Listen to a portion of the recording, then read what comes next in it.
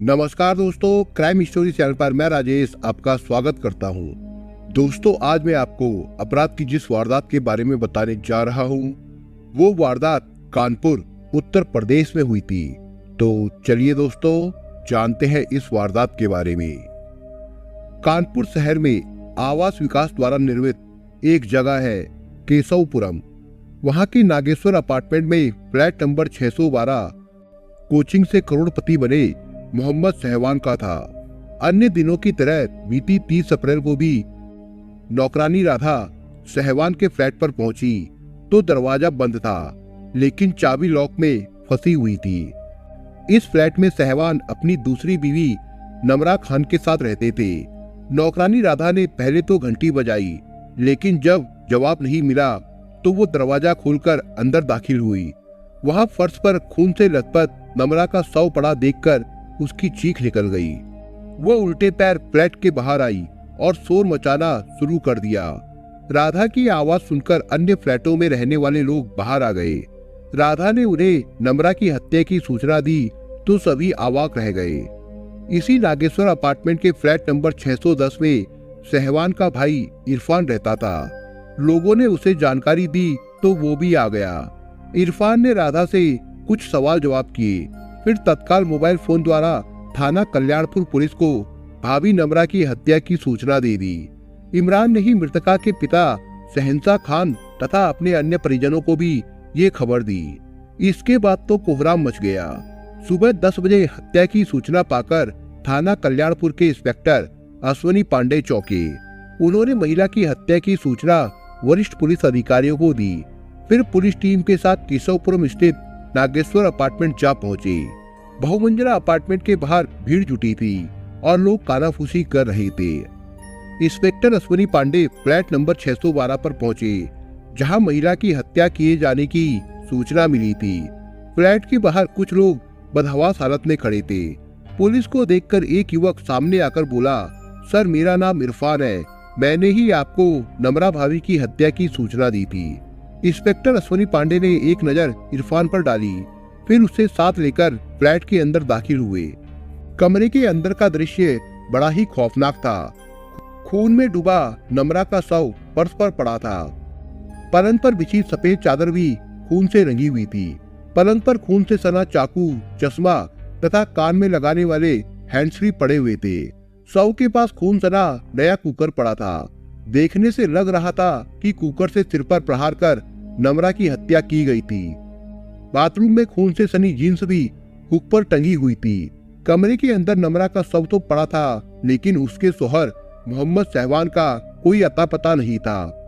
पूछने पर इरफान ने बताया कि भाई साहब अपनी कार सहित घर से गायब है।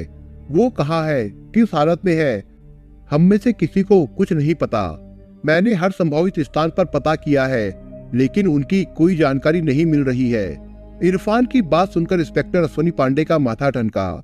वो सोचने लगे कि कहीं शौहर ही तो बीवी का कत्ल करके फरार नहीं हो गया।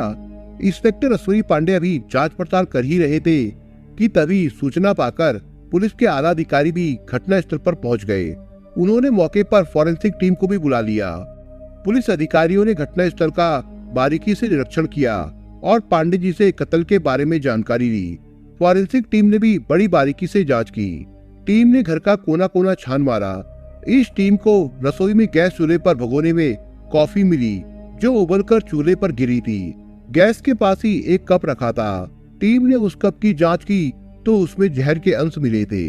पुलिस टीम ने कुकर, चश्मा, खून सनी जीन्स, चाकू तथा कप जांच के लिए कब्जे में ले लिए। बाथरूम वॉश बेसिन तथा जीन्स पर मिले खून के धब्बों का भी परीक्षण किया गया। पुलिस अधिकारियों ने भी पूरे घर की छानबीन की। इस छानबीन में सीओ अजीत कुमार को सहवान की एक डायरी मिली। उन्होंने डायरी के पन्नों को पलटा तो 2 पेज का एक नोट मिला। इसमें सहवान ने अपनी दूसरी शादी से लेकर आए दिन तकरार, बेटे से अलग होने का दर्द और दूसरी पत्नी नमरा की हत्या से लेकर अपनी मजबूरी बयां की थी। डायरी के पन्नों में बयां दर्द से स्पष्ट था कि मोहम्मद सहवान ने अपनी दूसरी बीवी नमरा का कत्ल किया और उसके बाद कार लेकर घर से निकल गया। लेकिन वो कहाँ है, किस हालत में है, इसकी जानकारी पुलिस अधिकारियों को अभी तक नहीं थी। नागेश्वर अपार्टमेंट की बहुमंजिला इमारत में लगभग 60 सीसीटीवी कैमरे लगे थे। मोहम्मद सहवान के फ्लैट के बाहर भी कैमरा लगा हुआ था। पुलिस अधिकारियों ने उस कैमरे को खंगाला तो पता चला कि वो 28 अप्रैल से बंद था, जिससे मोहम्मद सहवान के आने जाने का पता नहीं चल सका। लेकिन नम्रा की हत्या के बाद तथा सहवान के घर से जाने के बाद सीसीटीवी कैमरा चालू हो गया था। कैमरा किसने बंद और चालू किया, इस पर पुलिस को संदेह हुआ। पुलिस अधिकारियों ने वॉचमैन रमेश चंद से पूछताछ की तो उसने रजिस्टर चेक करके बताया कि 29 अप्रैल की रात 9:15 बजे मोहम्मद सहवान अपने फ्लैट पर आए थे और रात 12:30 बजे अपनी कार से बाहर चले गए थे। तब से वापस नहीं आए।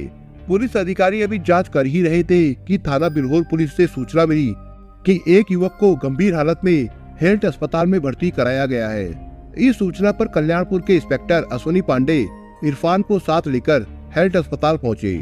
वहां भर्ती व्यक्ति को देखकर इरफान जोर जोर से रो पड़ा। उसने भाई की मौत की सूचना घर वालों को भी दे दी। थाना बिल्होर पुलिस ने इंस्पेक्टर अश्विनी पांडे को बताया कि धोरसला रेलवे स्टेशन के पास जीटी रोड पर सड़क किनारे एक स्कोडा कार खड़ी थी। वहां से थोड़ी दूर पर यह व्यक्ति सड़क किनारे अचेत अवस्था में पड़ा मिला। ये सूचना श्याम मिश्रा नाम के व्यक्ति ने पुलिस को दी थी। सूचना पर पहुंची पुलिस ने तत्काल इसे हेल्थ अस्पताल में भर्ती कराया, जहां इसने दम तोड़ दिया। कार की जमा तलाशी में प्रॉपर्टी के कागजात थाना कल्याणपुर को दिया गया। एक प्रार्थना पत्र बरामद हुआ। इंस्पेक्टर अश्विनी पांडे ने मोहम्मद सहवान के शव को मोर्चरी में रखवा दिया। फिर कार से बरामद कागजात व अन्य सामान को अपने कब्जे में लेकर वापस लौट आए। पांडे ने सारी जानकारी पुलिस के आला अधिकारियों को दी और कार से मिले कागजात उन्हें सौंप दिए। अब तक घटना स्थल पर मृतका नमरा खान के पिता शहनशाह खान तथा मृतक सहवान की पहली पत्नी समराना भी आ गई थी। नौकरानी राधा तथा मृतक के भाई इरफान, इमरान तथा जिब्रान पहले से ही पुलिस की निगरानी में थे। पुलिस अधिकारियों ने सारे सबूत एकत्र कर मृतका नमरा खान के शव को पोस्टमार्टम के लिए हेल्थ अस्पताल भिजवा दिया। उधर इंस्पेक्टर अश्विनी पांडे ने हेल्थ अस्पताल की मोर्चरी में रखे मृतक सहवान के शव को पोस्टमार्टम हाउस भिजवा दिया। दोनों शवों को पोस्टमार्टम हाउस भिजवाने के बाद पुलिस अधिकारियों ने मामले की तह तक जाने के लिए सबसे पहले मृतक के भाई इरफान से पूछताछ की। इरफान ने अधिकारियों को बताया कि भैया भाभी में आपस में नहीं बनती थी, उनमें अक्सर झगड़ा होता रहता था। उससे लड़ाई झगड़े की बात सहवान भाई बताया करते थे, लेकिन वो उन दोनों के बीच पड़ने की हिम्मत नहीं जुटा पाया था। इमरान ने बताया कि उसकी पत्नी निदा गर्भवती थी। 2 दिन पहले वो उसे छोड़ने ससुराल गया था और वहां से आज सुबह ही लौटा था। कोचिंग जाने के लिए निकला तो पार्किंग में सहवान भाई की कार ना देखकर गार्ड से जानकारी ली, लेकिन वो सही जवाब नहीं दे पाया। इसी बीच अपार्टमेंट में हत्या का शोर मचा। लोगों ने बताया कि फ्लैट नंबर 612 में एक महिला की हत्या हो गई है। चूंकि ये फ्लैट उसके भाई का था, सो वो तुरंत वहां पहुंचा। नौकरानी राधा वहां बदहवास हालत में खड़ी थी। उसने राधा से बातचीत की, फिर भाभी की हत्या की जानकारी थाना कल्याणपुर पुलिस को दे दी। इरफान के भाई इमरान व जिब्रान ने बताया कि वो माँ बाप के साथ मछरिया नौबस्ता में रहते हैं। वो दोनों सहवान की कोचिंग में पढ़ाते थे। उन दोनों को पढ़ाने के एवज में सहवान 40-40 हजार रुपए प्रति माह देते थे। उनकी निजी जिंदगी के बारे में उन्हें ज्यादा जानकारी नहीं थी। आज जब वे दोनों कोचिंग में थे, तभी इरफान भाई द्वारा नामरा की हत्या और सहवान भाई की मौत की जानकारी मिली। इसके बाद दोनों यहाँ आ गए। नौकरानी राधा ने पुलिस अधिकारियों को बताया कि साहब और मेम साहब के बीच बहुत खराब रिश्ता था। दोनों अक्सर मारपीट करते रहते थे। झगड़ा ज्यादातर रात में होता था। सुबह जब वो काम करने आती थी तो फर्श पर गिलास या फूलदान टूटा मिलता था। एक दिन तो टीवी बिखरा पड़ा था। आज सुबह जब वो काम पर आई तो दरवाजा बंद था, लेकिन चाबी लॉक में फंसी हुई थी। पहले तो उसने घंटी बजाई, लेकिन जब जवाब नहीं मिला तो वो दरवाजा खोलकर अंदर दाखिल हुई। फर्श पर मेम साहब का खून से लथपथ शव देखकर उसके मुंह से चीख निकल गई। तब वो बाहर आई और ये जानकारी उसने लोगों को दी। मृतक सहवान की पहली पत्नी समराना ने पुलिस अधिकारियों को बताया कि सन 2007 में उसका निकाह मोहम्मद सहवान से हुआ था। शादी के बाद उसके 2 बच्चे भी हुए। वो सोहर के साथ खुशहाल जिंदगी गुजार रही थी, लेकिन उसके जीवन में ग्रहण लगा 2016 में, जब नमरा खान कोचिंग में पढ़ने आई। पढ़ने के दौरान उसके और सहवान के बीच नजदीकियां बढ़ने लगी, जो बाद में प्यार में तब्दील हो गई। इसके बाद नमरा को लेकर उसके और सोहर सहवान के बीच झगड़ा होने लगा। फिर एक दिन नमरा के उकसाने पर सहवान ने उसे तलाक दे दिया। वो बेटी अंसरा के साथ मायके जाकर रहने लगी। फिर नम्रा और सहवान ने शादी कर ली। नम्रा उसके बेटे अयान को मारती पीटती थी, जिसकी वजह से सहवान ने बेटे को अपने माँ बाप के पास छोड़ दिया था। इसके बावजूद दोनों में लड़ाई होती थी। नम्रा के व्यवहार से सहवान बहुत दुखी रहते थे। उसकी और सहवान के बीच गुजारा भत्ता तथा उत्पीड़न का मुकदमा चल रहा था। फिर भी वो उससे नजदीकियां बढ़ाने की कोशिश करने लगे थे। वो बेटी अंसरा से मिलने के बहाने घर आते थे। बेटी से वो फोन पर भी बात किया करते थे। उन्हें लगने लगा था कि नम्रा से दूसरा निकाह करके उन्होंने भारी भूल की है। 29 अप्रैल 2019 की रात 8 बजे सहवान ने उसे फोन किया और बेटी अंसरा से बात कराने को कहा। उसने अंसरा से उनकी बात करा दी। सहवान ने अंसरा से कहा था कि बेटी, मैं तुमको बहुत मिस करता हूँ, आई लव यू। अंसरा ने भी आई लव यू पापा कहने के साथ फल और कुछ सामान लेकर आने को कहा था। सहवान ने उसे जल्द आने का भरोसा दिया था। सहवान तो नहीं आए, लेकिन आज उनकी मौत की खबर जरूर आ गई। इतना कहकर समराना रोने लगी। पुलिस अधिकारियों ने मृतका नम्रा खान के पिता शहंशाह खान से पूछताछ की तो वो रो पड़े और बोले, नम्रा ने अगर उनकी बात मानी होती तो आज वो जिंदा होती। नम्रा छत्रपति साहूजी महाराज विश्वविद्यालय से बीटेक की पढ़ाई कर रही थी। वो काकादेव स्थित सहवान की कोचिंग में पढ़ाई करने जाती थी। पढ़ाई के दौरान ही नम्रा को सहवान से मोहब्बत हो गई और दोनों ने शादी रचा ली। जब ये जानकारी उन्हें हुई तो वो नम्रा को बांगरमऊ उन्नाव स्थित अपने घर ले गए। उन्होंने नम्रा को समझाया कि सहवान शादीशुदा और 2 बच्चों का बाप है, लेकिन सहवान के प्रेम में अंधी नम्रा ने उनकी बात नहीं मानी।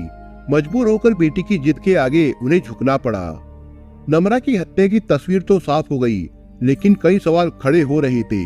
नम्रा खान की हत्या की तस्वीर अब तक काफी साफ हो चुकी थी, फिर भी पुलिस के मन में काफी आशंकाएं पनप रही थी। जैसे सीसीटीवी कैमरा किसने बंद किया और फिर किसने चालू किया? क्या नम्रा की हत्या में कोई और भी शामिल था, जो नम्रा की हत्या करके सहवान को उतनी दूर तक लेकर गया था? अभी तक पुलिस को दोनों मृतकों के मोबाइल फोन नहीं मिले थे। पुलिस को शक था कि दोनों मोबाइलों को सहवान ने ही कहीं फेंक दिया होगा। पुलिस ने दोनों मोबाइल फोन की कॉल डिटेल्स निकलवाई, जिससे पता कि रात में 12:10 पर अपार्टमेंट से निकलने के बाद सहवान कार से नवाबगंज क्षेत्र में घूमता रहा। सुबह 3:45 बजे उसकी लोकेशन चिड़ियाघर के पास मिली। 4 बजे रानी घाट तथा 4:08 पर उसकी लोकेशन गंगा बैराज के पास की थी। पुलिस को शक हुआ कि उसने गंगा बैराज के पास ही दोनों मोबाइल तोड़कर फेंक दिए होंगे। नम्रा के मोबाइल फोन की कॉल डिटेल से पता चला कि उसने 28 अप्रैल की रात 3 बजे से 5 बजे के बीच लगातार एक नंबर पर बात की। उसके बाद उसके नंबर पर कोई बात नहीं हुई। नम्रा ने जिस नंबर पर बात की थी उसकी लोकेशन उस समय दिल्ली से सटे नोएडा की थी। पुलिस ने उस नंबर को डायल किया तो पता चला कि वो नंबर एक जिम ट्रेनर का था। वो जिम ट्रेनर पहले कल्याणपुर में रहता था और एक जिम में ट्रेनर था। इस जिम में नम्रा हर रोज तथा सहवान कभी कभी कसरत करने जाते थे। इसी जिम में नम्रा की मुलाकात जिम ट्रेनर से हुई थी। बाद में अक्सर दोनों के बीच बातचीत होने लगी थी। कुछ दिन पहले जिम ट्रेनर नौकरी छोड़कर नोएडा चला गया था, तब भी नम्रा की उससे बात होती रहती थी। सीईओ अजय कुमार ने जब इस जिम ट्रेनर से नम्रा के बारे में जानकारी चाही तो उसने बताया कि नम्रा और सहवान का वैवाहिक जीवन सही नहीं चल रहा था। इस सब का जिक्र नम्रा उससे फोन पर करती रहती थी। वो अपनी हर बात उससे शेयर करती थी। जांच पड़ताल से पुलिस को ये भी पता चला कि सहवान ने पत्नी की हत्या करने के बाद चिड़ियाघर पहुंचने पर पुलिस के 100 नंबर पर भी फोन किया था। उसने कहा था कि मैं सहवान बोल रहा हूँ, मैंने अपनी पत्नी की हत्या कर दी है। उसका शव केशवपुरम के फ्लैट नंबर 612 में पड़ा है। इस सूचना पर पुलिस केशवपुरम तक गई थी, लेकिन अपार्टमेंट का सही नाम मालूम न होने के कारण वो वापस लौट आई थी। पुलिस ने पलटकर वही नंबर डायल किया, लेकिन नंबर बंद मिला। पुलिस ने समझा कि किसी ने मजाक किया होगा, क्योंकि पुलिस कंट्रोल रूम को आए दिन झूठी कॉल मिलती रहती है। पुलिस टीम ने इस चर्चित हत्याकांड की तह तक पहुंचने के लिए 1 सप्ताह से अधिक गहन जांच पड़ताल की। इस बीच पुलिस ने दर्जनों लोगों से पूछताछ की। उनके मोबाइल के कॉल रिकॉर्ड्स भी खंगाले। सहवान की पहली पत्नी समराना से भी कई राउंड पूछताछ की गई। सीसीटीवी कैमरे से छेड़छाड़ की जांच भी हुई तथा श्याम मिश्रा का बयान भी दर्ज किया गया। उसने ही सहवान को सबसे पहले कार से नीचे उतरते समय तड़पते देखा था। सिमराना ने पुलिस को वो रिकॉर्डिंग भी सौंपी जिसमें सहवान ने कहा था कि यदि मुझे कुछ हो जाए तो सारी प्रॉपर्टी तुम्हारी होगी, नॉमिनी तुम ही हो। बच्चों को अच्छी तालीम देना। जांच के बाद पुलिस इस नतीजे पर पहुंची कि नम्रा की हत्या सहवान ने ही की थी। फिर बचाव का कोई रास्ता न देखकर उसने वही किया जो एक डरा हुआ इंसान अक्सर करता है। उत्तर प्रदेश के कानपुर शहर के नौबस्ता थाना अंतर्गत एक मोहल्ला है मछरिया। इसी मोहल्ले की सी ब्लॉक में मोहम्मद रमजान सिद्दीकी अपने परिवार के साथ रहते थे। उनके परिवार में पत्नी हाजरा खातून के अलावा 4 बेटे मोहम्मद सहवान सिद्दीकी, मोहम्मद इरफान, मोहम्मद इमरान, मोहम्मद जिब्रान तथा एक बेटी नूर जहां थी। मोहम्मद रमजान एक्सपोर्ट कंपनी में नौकरी करते थे। उन्हें जो वेतन मिलता था उसी से वो परिवार का भरण पोषण करते थे। मोहम्मद रमजान सिद्दीकी खुद तो ज्यादा पढ़े लिखे नहीं थे, लेकिन वो अपने बच्चों को अच्छी तालीम देना चाहते थे। इसके लिए वो खान पान व अन्य घरेलू खर्चों में कटौती कर बच्चों की पढ़ाई पर खर्च करते थे। वैसे तो उनके चारों बच्चे पढ़ने में होशियार थे, लेकिन बड़ा बेटा मोहम्मद सहवान पढ़ाई में कुछ ज्यादा ही तेज था। मोहम्मद सहवान का सपना IIT करना था। उसने इसकी तैयारी शुरू की। फलस्वरूप उसका चयन IIT रुड़की में हो गया।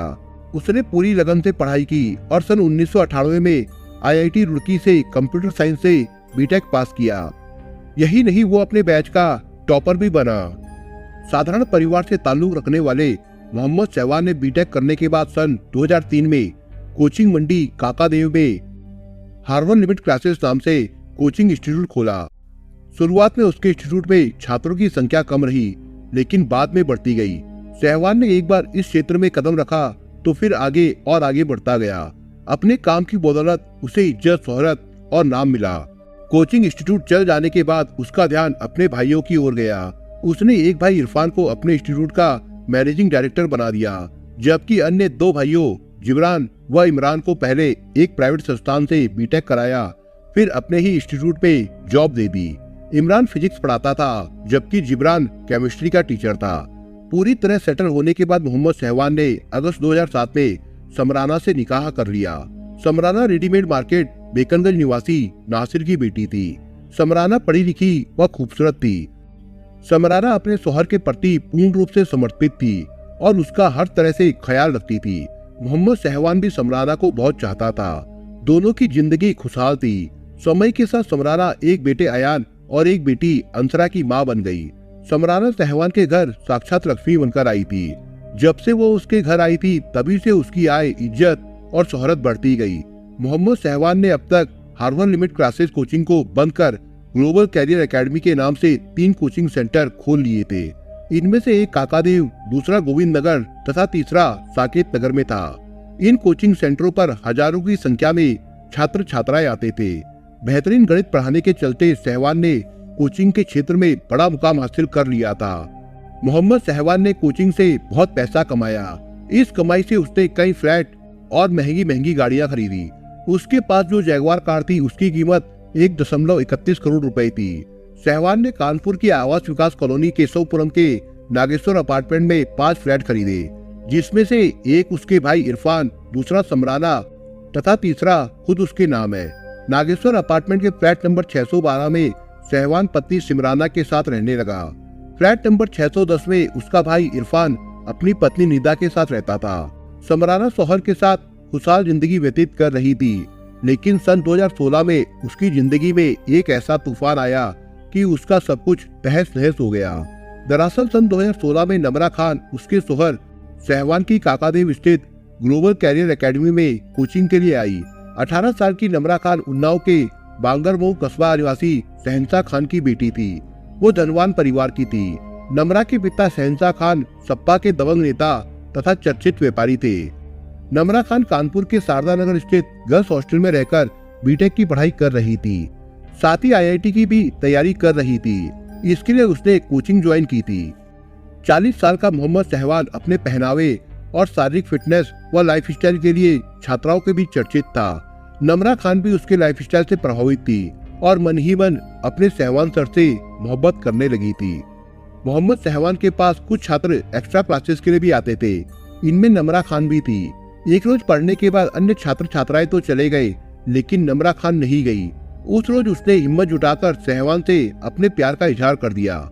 इतना ही नहीं, उसने ये भी कह दिया कि वो उससे शादी करना चाहती है। नमरा खान की बात सुनकर सहवान चौंक पड़े। तुम ये कैसी बातें कर रही हो? मैं शादीशुदा और 2 बच्चों का बाप हूँ। मेरी और तुम्हारी उम्र में दोगुना अंतर है, इसलिए तुम मुझे पाने का ख्याल दिल से निकाल दो और अपनी पढ़ाई पर ध्यान दो। पहले कैरियर सुधारो, फिर शादी की सोचना। सर मैं बहुत जिद्दी हूँ, मैंने आपको दिल में बसा लिया है तो हासिल करके ही दम लूंगी, वो बोली। उस रोज के बाद नम्रा सहवान के पीछे पड़ गई। इसके बाद सहवान के दिल में भी हलचल होने लगी। दरअसल 18 साल की नम्रा बेहद खूबसूरत व हंसमुख थी, जबकि उसकी पत्नी समराना की उम्र ढल चुकी थी। नम्रा के आगे वो उसे फीकी लगने लगी थी। सहवान ने नम्रा के प्यार को स्वीकारा तो इस प्यार के चर्चे आम होने लगे। नम्रा और सहवान की मोहब्बत की जानकारी समराना को हुई तो उसे अपने पैरों तले से जमीन खिसकती नजर आई। समराना ने इस बेमेल मोहब्बत का विरोध किया तो पति पत्नी में झगड़ा होने लगा। एक रोज झगड़े के दौरान ही सहवान ने समराना को 3 तलाक कह दिया। इसके बाद मार्च 2017 में समराना अपने मायके बेकनगंज चली गई। वो अपने साथ बेटी अंसरा को भी ले गई थी। समराना अपने बेटे अयान को भी साथ ले जाना चाहती थी, लेकिन सहवान व उसके घर वालों ने बेटे को नहीं ले जाने दिया। मायके में रहते समरान ने शौहर सहवान, उसके माता पिता तथा भाइयों के खिलाफ दहेज उत्पीड़न तथा घरेलू हिंसा का मुकदमा दर्ज करा दिया। साथ ही गुजारा भत्ता भी मांगा, लेकिन सहवान ने मुकदमे की परवाह नहीं की और अपनी उम्र से आधी उम्र की नम्रा खान से 21 जुलाई 2018 को निकाह कर लिया। इस प्रेम विवाह की जानकारी जब नम्रा के पिता शहंशाह खान को हुई तो उन्होंने बेटी को समझाया, लेकिन सहवान के प्यार में अंधी नम्रा ने पिता की बात नहीं मानी। शादी के 4 महीने तो सब कुछ ठीक ठाक चलता रहा, लेकिन उसके बाद दोनों के बीच तनाव बढ़ने लगा। नम्रा और सहवान दोनों स्वास्थ्य के प्रति सचेत रहते थे। दोनों जिम जाते थे। नम्रा रोज जिम जाती थी, जबकि सहवान कभी कभी जाता था। नम्रा की जिम ट्रेनर से काफी पटती थी। वो अपनी परेशानी उससे साझा कर लेती थी। जब वो जिम से नौकरी छोड़कर नोएडा चला गया तो नम्रा ने भी जिम जाना छोड़ दिया, लेकिन उससे फोन पर बात करना बंद नहीं किया। नम्रा सहवान को भद्दी व गंदी गालियां भी देती थी। उसकी इस व्यवहार से सहवान टूट चुका था। उसे लगता था कि वो या तो कहीं भाग जाए या फिर नम्रा को ही सबक सिखा दे। सहवान को अब ये लगने लगा था कि उसने समराना को तलाक देकर अच्छा नहीं किया। वो समराना से समझौते का प्रयास करने लगा था। बेटी से बात करने के बहाने वो उसे फोन करता था। उसने एक रोज कहा था कि अगर उसे कुछ हो जाए तो सारी संपत्ति उसी की होगी। नॉमिनी हुई है, बच्चों का खूब ख्याल रखे और उन्हें पढ़ाई लिखाए। नम्रा खान तो दिन में सो लेती थी, लेकिन दिन में काम करने वाले सहवान को रात में सोने नहीं देती थी। वो उसके सीने पर सवार होकर उसे नोचती और भद्दी गालियां देती और उस पर पानी उड़ेल देती थी। कभी कभी गुस्से में सहवान उसे पीट देता था। दोनों के बीच दिन पर दिन तनाव बढ़ा तो सहवान को लगने लगा कि अब उसका नम्रा के साथ रहना संभव नहीं है। 28 अप्रैल 2019 की रात सहवान की आंख खुली तो नम्रा दूसरे कमरे में जिम ट्रेनर से बात कर रही थी। वो उससे प्रातः 5 बजे तक बतियाती रही।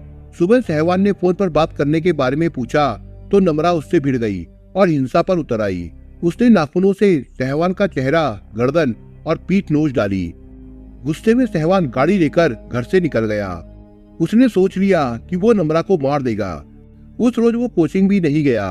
देर शाम उसने बेटी अंसरा से बात की और फोन पर रोया भी। रात 8:45 बजे सहवान अपने फ्लैट पर लौट आया। कुछ देर बाद नम्रा ने कॉफी बनाई और सहवान से कॉफी पीने के लिए पूछा, लेकिन सहवान ने मना कर दिया। इस पर नम्रा गुस्सा हो गई और अब सब बकने लगी। फिर वो पलंग पर आकर बैठ गई। सहवान गुस्से में था ही। उसने किचन में रखा नया कुकर उठाया और लपक कर नम्रा के सिर पर वार कर दिया। भरपूर वार से नम्रा का सिर फट गया और वो बेहोश होकर पलंग के नीचे आ गिरी। कुछ ही पल में उसने दम तोड़ दिया। नम्रा की हत्या के बाद सहवान घबरा गया। वो अपने बचाव का प्रयत्न करने लगा। बचाव का जब कोई उपाय नहीं सूझा तो रात में उसने अपनी कार निकाली और घर से बाहर निकल गया। उसने दोनों फोन तोड़कर फेंक दिए। सुबह 5 बजे मोहम्मद सहवान धोरसलार रेलवे स्टेशन क्रॉसिंग पर पहुंचा। सड़क किनारे उसने गाड़ी खड़ी की और उसके बाद फिर उसने वही किया जो उसे नहीं करना चाहिए था। उसी समय श्याम मिश्रा नाम का युवक वहां से गुजरा। सहवान ने उसे भाई का मोबाइल नंबर बताया और फोन करने को कहा, लेकिन श्याम सही नंबर नोट नहीं कर पाया। तब तक सहवान बेहोश होकर सड़क किनारे गिर गया था। इस पर श्याम मिश्रा ने थाना बिलौर जाकर सूचना दे दी। सूचना के बाद पुलिस ने सहवान को हेल्थ अस्पताल में भर्ती करवाया, जहां उसने दम तोड़ दिया। इधर नम्रा की हत्या की जानकारी तब हुई जब नौकरानी राधा फ्लैट में काम करने आई। उसके बाद पुलिस को सूचना दे दी गई। थाना काकादेव पुलिस मौके पर आई और शव को कब्जे में लेकर जांच शुरू कर दी। थाना काकादेव पुलिस ने मृतका नमरा के पिता शहनशाह खान को वादी बनाकर धारा 302 के तहत मोहम्मद सहवान के विरुद्ध रिपोर्ट दर्ज कर ली, लेकिन सहवान की मौत हो जाने के कारण पुलिस ने इस मामले में फाइनल रिपोर्ट लगा दी। दोस्तों, आप अगर चैनल पर नए हो तो आप चैनल को सब्सक्राइब करने के साथ कमेंट बॉक्स में इस कहानी के बारे में अपने विचार जरूर लिखिएगा। मिलता हूँ एक नई कहानी के साथ, तब तक के लिए अपना ख्याल रखिएगा। धन्यवाद।